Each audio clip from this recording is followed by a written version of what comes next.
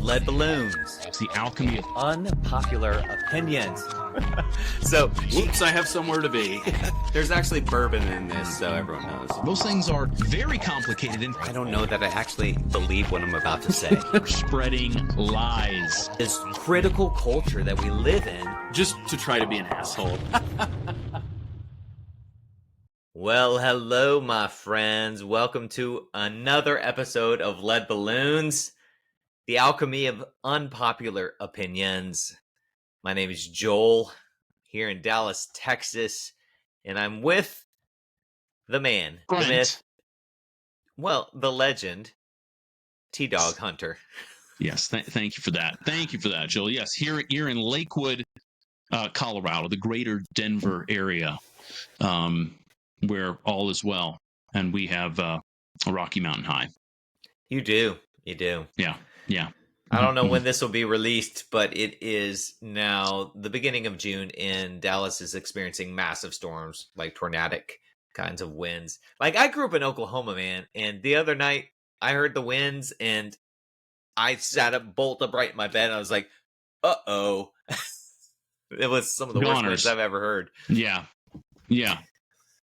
Well, with that being said, we're going to discuss today this strange and interesting tendency that many of us have to beat ourselves up. You know, quit beating yourself up. The idea of being our own worst critic, of offering ourselves no kindness or compassion, of engaging in negative self-talk. That's kind of a big topic that I hear. It's like we almost take pleasure in treating ourselves horribly. And we're talking about what I'm going to call spiritual masochism. Right, Joel. So I want to ask you, so I know what masochism is. Okay. Yeah, I know what sadism is, but if you could, so because you introduced me to sort of this term, spiritual masochism. So what would be the spiritual aspect of masochism, if you could elaborate on that? What makes it spiritual? I mean, it's a fair question, because I think most human beings deal with the kind of the masochistic perspective, like the negativity that we put towards ourselves. Why is that? Why put the qualifier spiritual in front of it? That's what I hear you kind of asking. Mm-hmm. And I would say that religion has a way of not only supporting our natural human tendency to be beat ourselves up, but almost exacerbates it. It puts a positive spin on beating ourselves up. That's what religion tends to do. And it's not just a Christian phenomenon. I think that you can argue that this shows up in a lot of religions. But for Christianity, I think back to when Christianity first became legal under Constantine in the early 300s. What happened overnight in the Roman Empire was that all these Christians that were a part of an illegal religion were being thrown to lions in the Colosseum, all kinds of crazy stories of torture and martyrdom. And these were the heroes of the faith. Overnight, the heroes disappeared because Christianity became legal. And what we found was the rise of the ascetics, what they call the white martyrs or the bloodless martyrs. And you see a lot of this coalescing with the Desert Fathers. And there was this almost glorification of literally beating yourself up. I think about Macarius of Alexandria, famously. He did not go under a roof for 20 days in order to conquer sleep. There's these I got to discipline myself. It's almost like Jocko is inside of your body. Just discipline, beat yourself, the bruises are good for you. It's almost like there's that inside of you. And Macarius of Alexandria, one day, supposedly while meditating, there was a gnat on his leg and he slapped it, and he looked down and saw the little piece of blood there, and he felt so guilty about it that he himself forced himself to sit naked in a mosquito infested swamp for 6 months. And that's what I'm trying to say. Religion has an ability to put a almost shiny rainbow veneer on treating ourselves like shit. It, like, any other person who's not in that religious circle would be like, what? Why are you doing that? You're being so awful to yourself. But we who are behind the firewall of religion and are sitting in there, we think that we're doing something that's good for us because we're beating ourselves up. And I do think that goes back to some of the Calvinistic thinking around total depravity. We are totally depraved, so therefore we should treat ourselves thusly. Yeah, it's part of the theology. I mean, it's baked into much of Christian theology. I mean, the doctrine of original sin, and Calvin's doctrine of total depravity. The concept of being born in sin and kind of destined for judgment.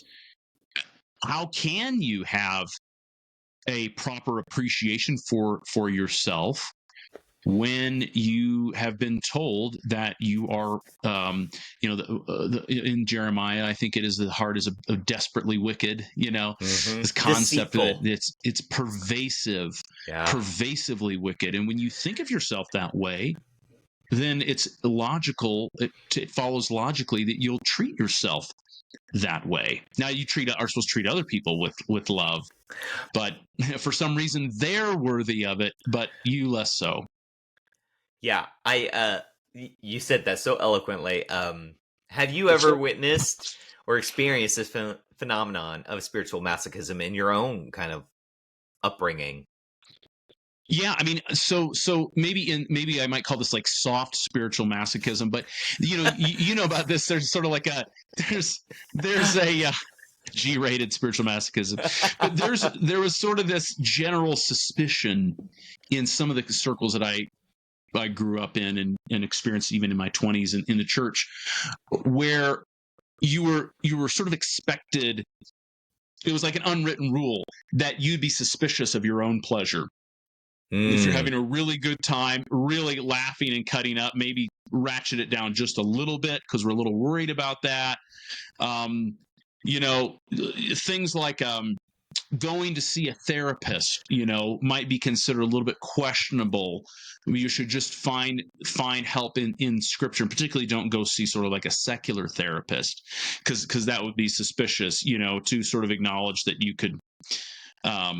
You could grow from somebody in that world. But yeah, being too acquainted with pleasure, having too much of a good time, the way that people would just we would talk about ourselves, rate ourselves on the scale of sanctification. Oh, I'm at a 5 right now. I'm trying to get to a 6, or, having accountability groups, and we would just berate ourselves for not measuring up to the standards. And so there's just so many opportunities to figuratively beat ourselves up and beat ourselves down, that I found. What about you, Joel? I mean, are these, what do you recall when you think about? I mean, I think about this tendency. St. Paul, and I don't remember where it is in one of his epistles, the smaller ones. So after the Corinthians, so I beat my body. He uses that phrase, and he's using the almost Olympian kind of Greek athlete sort of metaphor. Yeah, it's. Can I cut in here? Because I remember my professor Tomlinson talking about this. He just knew so much about the New Testament context. So apparently in one of the gladiatorial contests, they would have like heavy gloves, like worse than boxing gloves, like weighted things. And if you connected, you would just either kill somebody or you would knock them out. And it's that I buffet my body to make it, I deliver the death blow to my body to make it my slave. I think that's in 2 Corinthians. It's just so it's before what I said. Okay, before, got it. but it's just this. Joel, usually you bust my chops on theological knowledge, so I have a few moments where I win. Cut in. Just dropping all this like early church fathers and church history, strutting your stuff. But I do remember that, and so yeah, it's this really intense vivid picture of somebody just beating themselves to bring their body into. It's like these gymnasts, intense training for years and years when they're like 8 years old. That's kind of the concept that you get. You can't eat 1 calorie above your maintenance, and if you have more than like broccoli, it's a problem. This kind of thing. Yeah, I mean, and when are we gonna fucking learn? How many documentaries do we need to see about like child star actresses and actors, Yeah. or these Olympian, like, Russian gymnasts or whoever they may be, and see what it does to their psyches? Yeah. By the time they're 20 years old, they are so destroyed mentally, Yeah. because we have this view. And I think religion has a way of glorifying that, and it ties to the ego. This is egoic religion. This the phrase Mhm. I've been thinking lately. It's not about inner freedom. It's not about making the world, like blessing the world with my love and my presence. It's this egoic proving myself kind of energy in what Mhm. Paul would call the flesh. Yet, like, I get it. Discipline matters. Discipline matters. But if discipline doesn't have love at its root, Mm. then it is pure ego. And so that's why I call it spiritual masochism. I think it's sinister because it looks like you're being faithful. It looks like you are like top of the heap in terms of performance spiritually.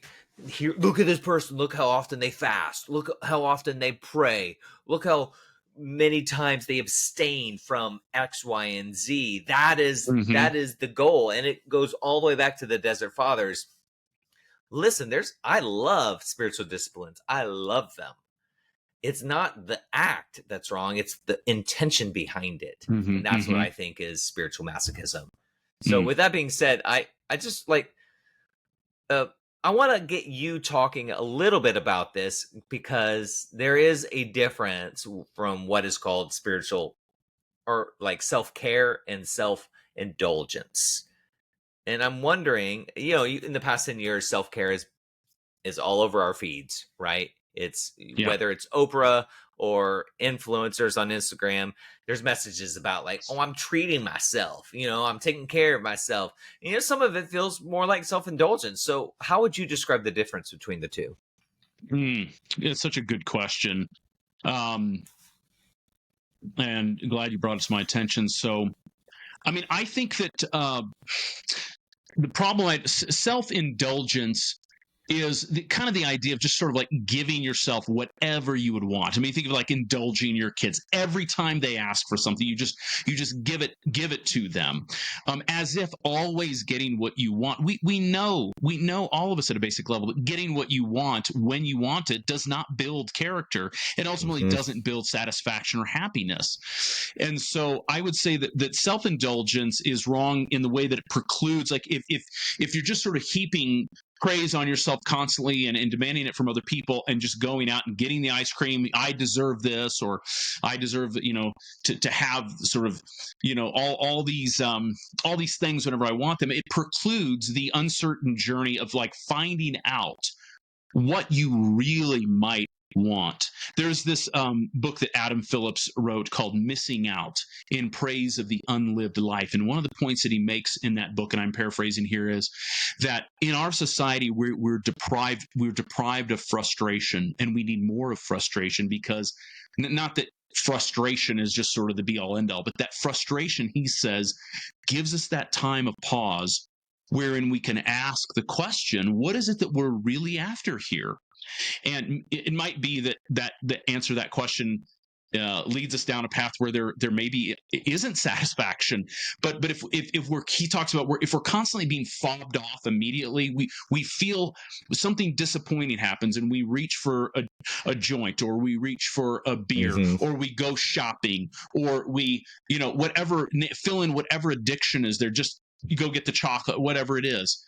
Then you might be missing out on the opportunity to become who it is that you really want to become. And so, Joel, I think that self-care when you think about self-care, probably for a lot of people, the things that come to mind would be like going and getting a massage, slowing down your work pace, maybe taking a vacation, spending more time with friends, taking the time to prepare healthy meals. Now, some of these things, self-care would obviously embrace both things that we do find immediately enjoyable and things that are maybe painful in the short term, but will yield the kind of results that we want in the long run. So it's not just another version of self-deprivation and self-flagellation. It's a way of getting at tapping into who we are. And so it has that spiritual side of sort of like figuring out who we really are and how can we get to the places where we want to be. It might immediately lead us to doing activities that we just love and we've neglected to do for ourselves. But it also could be, hey, I know that I'm not a marathoner. I'm just giving an example. Someone's like, I want to run a marathon. It's like, that's going to be really painful. That training process is going to be difficult.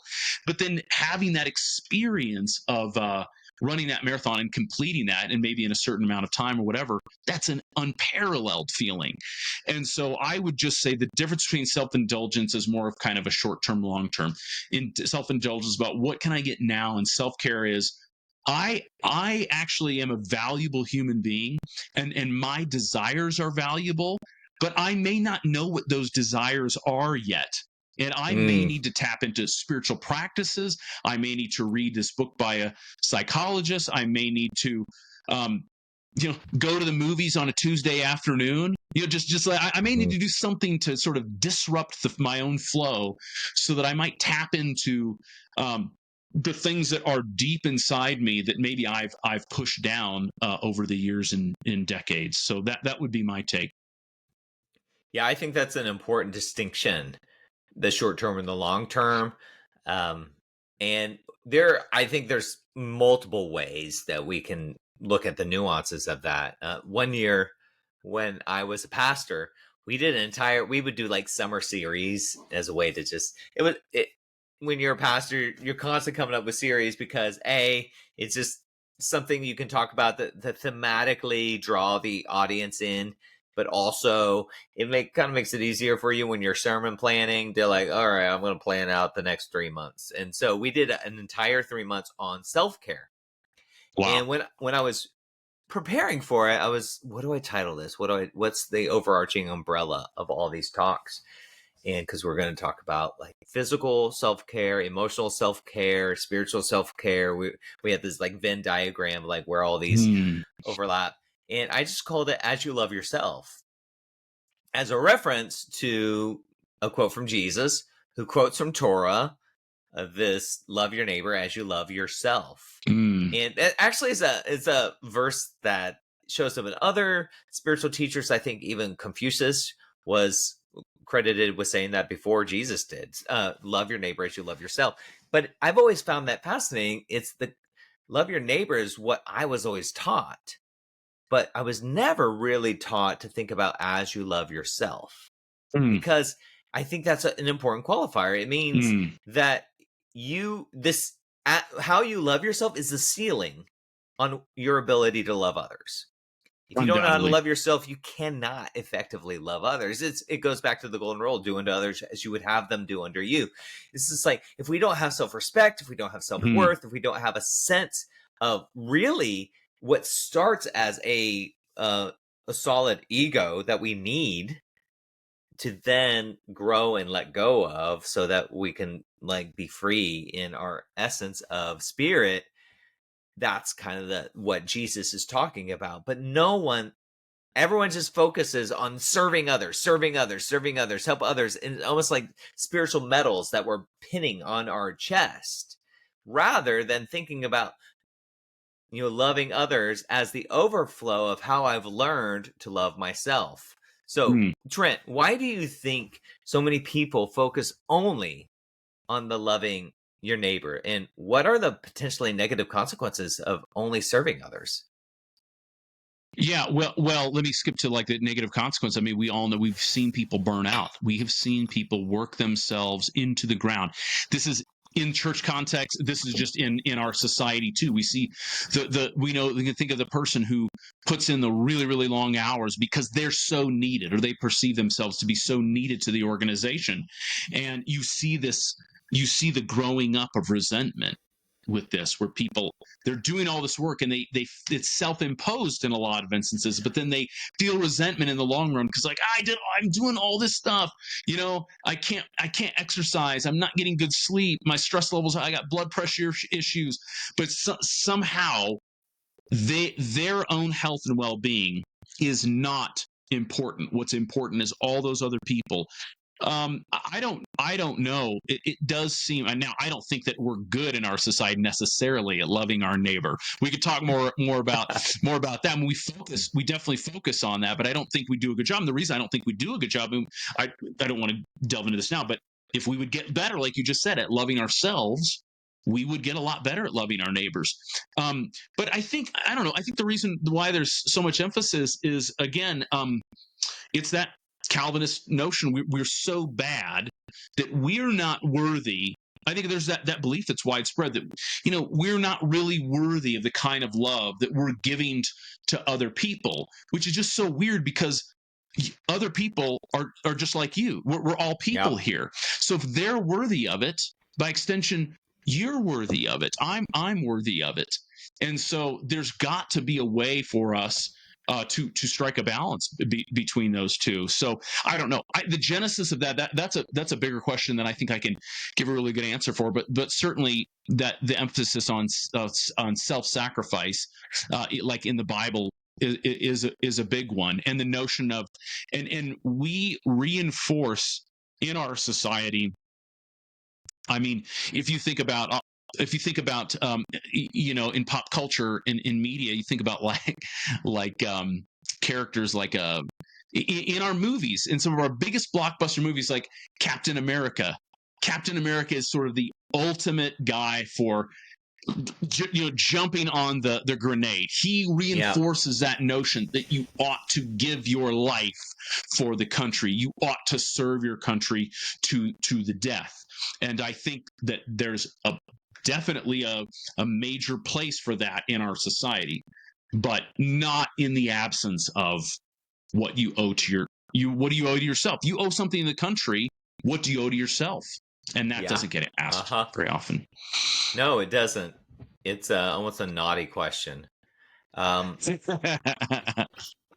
of the ways to look at societies is to break them down in terms of the way that they culturally are organized, kind of the spectrum. If you put on one side is individualism, and America is the most individualistic country this planet has produced to this point. And then on the other side is more collectivism, which is much more typically found in the Eastern cultures, and certainly the context of the Bible. When we talk about the Bible, individualism is a modern evolution that was a product of the Enlightenment and a lot of philosophies that came out of there. But why might collective perspectives be helpful here, Trent? How might the collective perspective contribute to someone's spiritual masochistic behaviors? Yeah. So I mean, I think there's a lot of winsome qualities to sort of a communal, collective a perspective. An emphasis on what's good for the group is obviously good for the group, and it's a good a tonic to sort of this overweening selfish ambition, and I'm the only person that matters, and all these kinds of well, yes, you do matter, but not exclusively to the neglect of the group. The group matters too, but when it tilts too far, when in society things tilt too far towards a collective perspective, then the needs of the individual get sort of overrun. I mean, the darkest version of that would probably be like Maoist China, Stalinist Russia, places where it's our program, baby. This is a program that we're running. We're going to take your stuff, or we're going to run run over you if we suspect that you're in the least bit in opposition. We have a program and we'll run over you. And that's sort of the real dark side of that. But I think yeah, a collective perspective contributes to someone's spiritually masochistic behaviors. I mean, just when you already have that ethos in place that the group matters more than the individual, it just encourages people even more to say, I don't matter.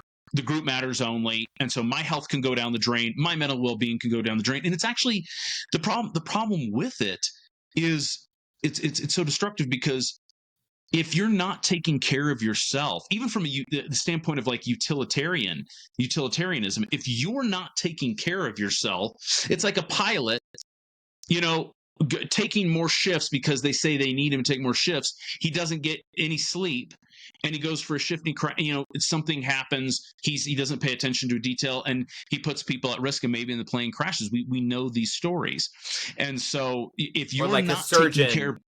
A surgeon taking too many Yes. surgeries. Yeah. I think I watched a podcast. I think it came out in like 2018. It was Joe Rogan, the Joe Rogan Experience, and he was interviewing a guy named Sebastian Junger. And Sebastian Junger wrote the book The Perfect Storm, which was turned into a movie. He also wrote, I think, a book called Restrepo about his time as an embedded reporter in Afghanistan and the characters he met there. But he also wrote a book called Tribe, which is kind of a reflection on tribal values and tribal ethos in contradistinction to what we often experience in our modern industrialized world. And one of the things I think he says there that's so great, because he talks about he's emphasizing, like in Tribe, the emphasis on the group and the need and experiences that he had being an embedded reporter, seeing that people were lay down their lives for each other readily. But he's talking about in healthy societies, there is a dynamic tension between selfish interest and group interest. Mm-hmm. And that really resonated with me to see that, when I sit down and think about it, the groups that I've been in that have been the most life-giving and the places that I've visited or even parts of our country that I've experienced, as well as places overseas where I feel like it's really flourishing, are those places where there's room for you to express yourself and to be who you are, to pursue wealth, to pursue these kinds of things. But it's counterbalanced by that sense of civic duty and civic virtue. And I think in our society, my sense is that a lot of that collective ethos is gone, and that it's just about, can you accumulate wealth? It's sort of like, take care of this libertarian. Well, all I can do is take care of my family. Just take care of your family, become wealthy, and fuck everybody else. Yep. And it's like, that's fine as far as it goes, but not recognizing the interdependence of our societies is counterproductive, in my opinion. Yeah. What about you, Joel? What's your? Yeah. I couldn't agree with you more. Now, the opposite side of that argument is that, like, the Stalins and these communistic countries that put the group, at least in messaging, it's always handled. The messaging is always sent out by some individuals who happen to have power, but the whole is more important than the individual, and it treats everyone like cogs. We do need individualistic perspectives and self-expression to be present in order for this to truly be productive society. Right.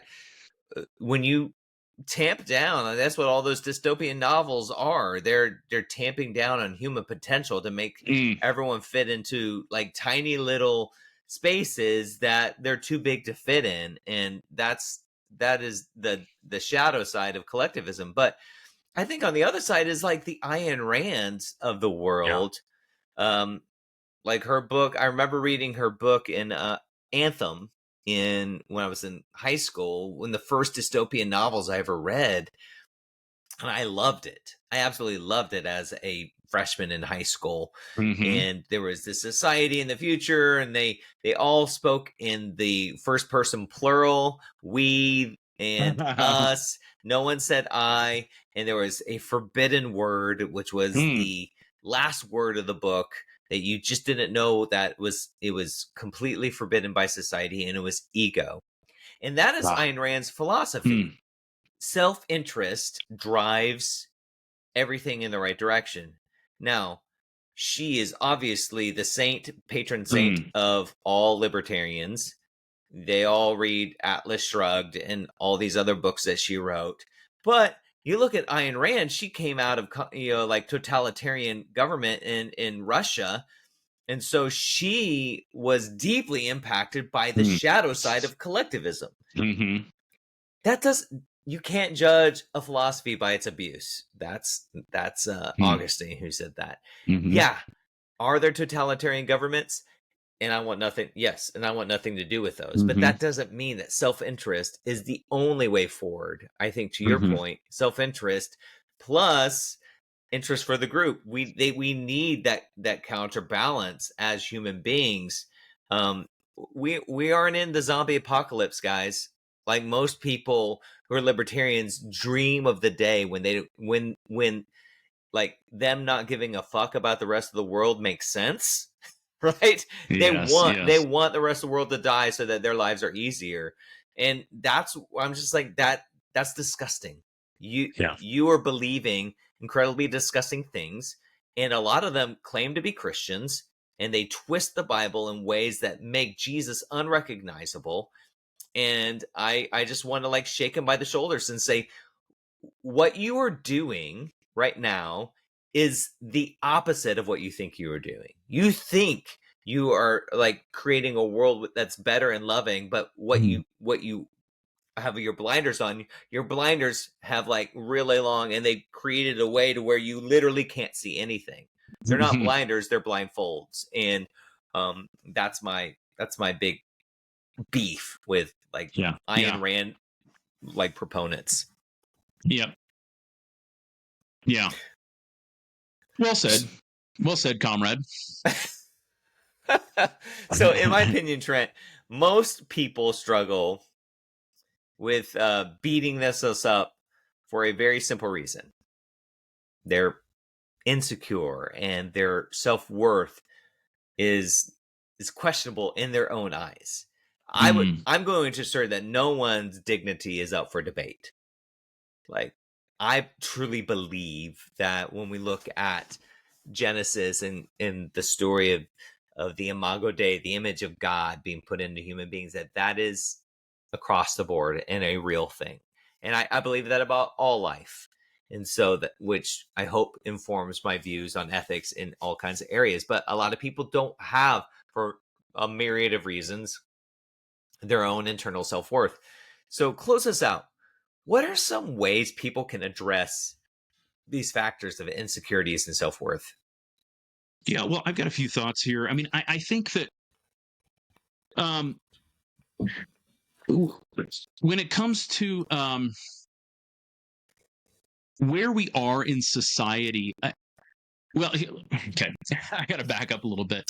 I think sometimes, Joel, that it's necessary to overcorrect in order to get to the place where you want to go. Now, what we've just said about like a collective ethos and the benefits of that, I think holds true. But we're in a place in society where I think there is such a neglect of a consideration of yourself, not in the self-indulgence way, but in the sense of what is the question that's been going through my mind, Joel, is sort of what is your moral obligation to yourself? And what if people would ask that question more? And maybe it might require them to go down a path, and maybe it's a kind of a dark path. I'm not enjoining people to go out and commit evil. What I'm simply saying is, I think it's important to ask the question, what is my moral obligation to myself? What if I could start there? What if people could start at that place of, I have claims, and if I don't deal with those claims, it might lead to problems. There's that, I think I've shared this with you on multiple times, with that quote from William Blake from the Proverbs of Hell, where he says, he who desires but acts not breeds pestilence. Man, I don't know, there's something very beautiful and tantalizing about that. But I think that here's the problem. This is really what I wanted to get at.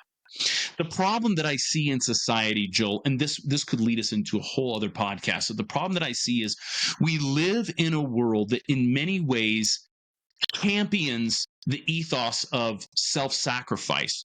So a lot of people, they work the long hours. They do lots of things for their kids. They do lots of things for their company. They're loyal, maybe not so much anymore, it's changing, but they're loyal to the company. They're loyal to the church. And we all know so many stories of people who are right there to live parasitically off of that and to exploit those things. Well, if you live in a small tribal society and everybody is on the same page about what our obligations are to one another, and it's very clear sort of how we're going to deal with those who transgress, those who self-aggrandize and maybe hoard food and don't tell anybody or whatever it is. When you have a tight lock on that and a tight system of accountability, everybody, you get away with having that ethos. But the problem in our society is I think we've got a good substantial number of people who are quite ready to take advantage of everybody else's willingness to self-sacrifice. So we have people who are getting obscenely wealthy, obscenely popular, and all these kinds of things on the backs of common men and women who are just out there trying to serve society. And those people get run over. I've seen people who are super moral, who are super giving, and they get run over by society because there are fuckers out there who are willing to freeload essentially and take advantage of this stuff. Yep. And so I guess I'm saying if that's the world that we live in, it might be better both for the society as a whole and especially for the individual to say, okay, granted it's good to be self-sacrificing, granted it's good to live for the community, but if other people aren't sharing that, maybe this is an Ayn Rand thing, but if other people aren't sharing that ethos, where we're all in this together and we're a society that really is bound together in some common purpose. If we're not in that, fuck, man. If I had a child, I don't have children, you've got the children, but if I were advising my children, I might say, hey, you better find some quote unquote healthy ways of being a little bit narcissistic, because if you don't go and get yours, other people are going to take it. And I feel terrible saying something like that, but it's like, Joel, I don't know. I mean, and come back at me, man, because I'm kind of experimenting with these like thought experiments, but I'm just thinking about this in our society. Like, what do you do in a society if you share the premise that we are in a society where people are being taken advantage of? Then how much sense does it make to go on being that person who's morally upstanding and morally upright all the time when people are just going to take advantage of that? I think there's got to be some kind of polemical opposite here. Yeah. I would say you are commenting on something that I've seen very true, not only other people's lives, but my own. Sometimes we need to pendulum swing. Mm-hmm. We need to, and here's where the nuance I would add to what you were saying. You kind of like, sometimes we need to maybe experiment with a little intentional narcissism. I don't know that it's narcissism that we're experimenting, but with narcissistic behaviors, maybe. Because what I would say, if I am stuck in a space of just serving other people because I have stories of martyrdom, mm-hmm. I am addicted to playing the victim, but all my meaning comes about what I give to other people. As a recovering people pleaser, I know exactly what that space is like, and I know the feeling of being motivated and driven and even compelled by those stories. So you kind of have to pendulum swing to the other side with your behaviors so that you can like snap loose from that way of thinking. Not so that you'd stay over here, but so that you can be free of that and hopefully come back to a space where you're no longer compelled to act from those motivations, because you've learned what it means to care for yourself. You've learned what it means. Oh, I can just advocate for me and I'm still okay, and the world's not trying to burn me at the stake. and we began to experience freedom. So I hear what you're kind of talking about is not necessarily as a way to just, hey, you guys need to learn to be assholes. No, you guys, what it means is we need to be encouraged to break free from these prisons, from the stakes in the ground that we're tethered to. That's what I hear you kind of talking about. What does it take to cut that cord? Yeah. And I think it takes some drastic actions at times. And I remember in a therapy session almost 20 years ago, I was asking my therapist about I was wanting advice for a situation. I said, do you think it would be good for this person if I were to do X, Y, and Z? And my therapist said, well, would it be good for you? And it was just like I was sitting there. I was so besotted, in my conscience of what's right to do. And he's like, "What's right for you?" It was this great moment. I just didn't think that way, and he was trying to get me to start thinking that way. And so that was, I thought that was really, really cool to have that moment where I realized it's okay to start sort of taking my own interests seriously. I can't believe I'm going to say this, but the John Eldridge book, Wild at Heart, I know from 20 years ago, but there is the line in there that I really like. I read that book twice. Yeah. There's a line there. He says, don't ask what the world needs, ask what makes you come alive, because what the world needs is people who've come alive.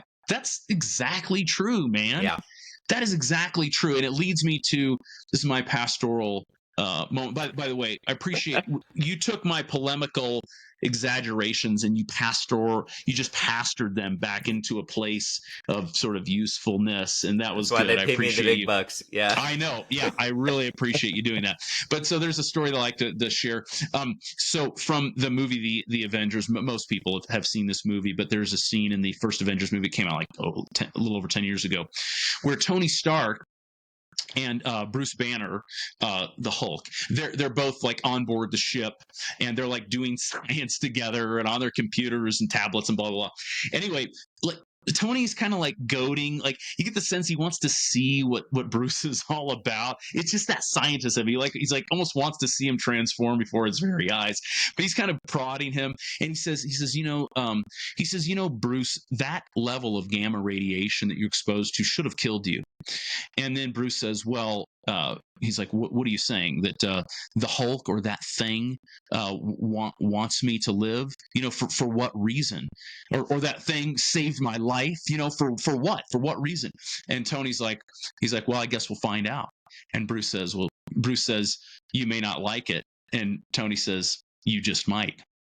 And I just love that moment. And of course, leave it to Tony Stark to say something like that, because he would just enjoy the chaos that would come from the Hulk being unleashed. But I think at a deeper level, why I found that such a memorable part of the movie and so powerful is that Tony is sort of recognizing, or he's expressing his own ethos, which is each person has something unique, and you see this in the Avengers, of course, in the whole ensemble, the whole series. You see he understands that each person has something unique to give, and it might be messy too. The process might not shake out like everyone plans and like you yourself plan, but there's something that's in you that if you can tap into, maybe the world will appreciate it, but you also will really. And that's what Tony is like. You just might enjoy this. And there's a claim there. He's touching upon this claim that we have a claim sort of upon our own lives to enjoy our lives and to see what we might become. And I think at the end of the day, it ends up being great for people too. But you have to take that risk, and you have to disembark from spiritual masochism, and you have to embrace the true love of self, where you celebrate who you are, the good, the bad, and the ugly, and you step into that. And I think it would be a better experience for a lot of people if they would take that seriously. Bam. That's what I think about this podcast, man. We call the alchemy of unpopular opinions. This for me, and I think, I don't want to speak for you, but I think there's some overlap here. this is an exercise in self-expression for both of us. We're Mm-hmm. talking about things that might show up in private conversations with our friends and family, but here we are putting it out there, and a lot of people aren't going to like it. You may not like it, it says Bruce. Yeah. But Tony says, you just might, though. And I know for me, even though we've gotten some negative reactions specifically from people I'm thinking of in my own like previous history, people that used to be in the church that I was youth pastor of, that have all these expectations that I fit the mold that I used to be in. It's almost like they're looking at a butterfly and saying, why the fuck are you still not a caterpillar? You know, that's what it feels like. But I it's uncomfortable when people are disappointed in me, when people have judgments of me. It's so uncomfortable. I don't like it at all. It's really hard. But for me, it's this is in me. This is actually a part of my authentic view of the world, and I've studied these perspectives aren't coming out of just like pure like shooting from the hip. And so I think that what we're doing here is an expression of what Tony Stark was trying to goad. What are your thoughts on that? Yeah, man, I think so. I mean, I think we're trying to explore this figurative and literal space, and see what it's like when you do take some chances and put things out there that you've thought a lot about, even some stuff that we're in process of. I shared some stuff tonight that I'm thinking about, but getting it out there and being willing to sort of see what it might do. And Joel, I'll share with you something that I do. Because you let down I think you do a good job at certain times of letting down your guard and kind of giving people an insight into what's happening. But something that's been a good practice, I do not do this nearly enough, not even close to enough, but I do find when I do this habit, when I practice this thing, that's good. So I'm at an intersection, I think yesterday, on my way to work, I believe, and there's a car right in front of me, and it had a bumper sticker that said, "Trump was right about everything." And my first reaction was, I can't, obviously I dislike Trump strongly, and I thought, I don't think I would enjoy being around that person at all.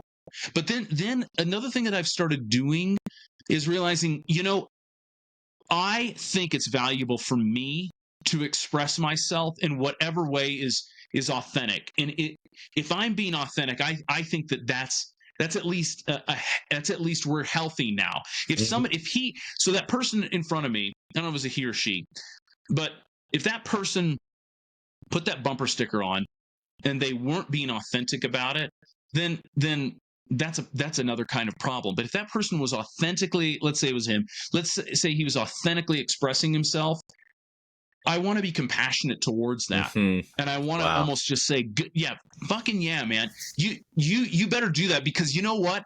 You know who I don't want to be around?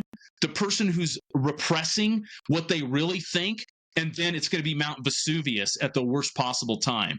That's what I don't want. We can, I think, all deal with the person who's giving it to you straight. This is what I think. Because a lot of times, somebody will come up and just like come at me with something, be like, hey, we can have a conversation because I know where you stand. But the person who's not willing to be authentic, and in 50 years down the line, or maybe whatever, they're going to start talking about how they feel or whatever, I think that's a potentially dangerous situation, and at least one that's it's sort of going to like pop out and sort of psychosomatic illness, right? Yep. So to speak. You're just going to have a lot of other things that aren't the issue, but remind us that there is a deeper issue there. And so that's something that I do. I'd like to do it more, whether somebody's driving down the road blasting their music, or have some really horrible bumper sticker, whatever it is. It's like, hey, at least you're expressing yourself, and I'd say please do it. We need a society where more people do that. So that is such a beautiful way to end this episode. Thank you for sharing that. That is pure compassion, and I think is the path forward, what I would call healthy spirituality, which is what I want for myself, I want for others. And that's what I hear you doing there. So thank you for sharing that, buddy. Yeah, man. Everyone, thank you for joining us for our episode on spiritual masochism. Please email us at leadballoonspodcast@gmail.com. Let us know about some topics you'd like to hear about. We'd love to talk about it and slice and dice and bring in all the nuances. You can also check us out on our website. That's kind of like the hub. That's leadballoonspod.com. You'll find all the links to Spotify, YouTube, iHeartRadio, Apple, all the audio and video there. Trent, any final words? Well, and also, no, nothing significant other than just also to add on our website. You can check out our blog posts, and Joel and I probably have, what do we have, about 10 a piece up there, maybe 8 to 10 a piece. And one of the things, some of those will be launch pads for delving deeper into things we talk about. Other of it's just kind of Joel and I, you'll see some of where our own interests lie, and also in different ways that we write and express ourselves. So check that out if you kind of want to get a more a flavor of sort of some of our own pet projects, and I think there's some cool content on there. So check it out. I agree, man. All right, my friends. Until next time, thank you for joining our podcast, Lead Balloons: The Alchemy of Unpopular Opinions. Peace.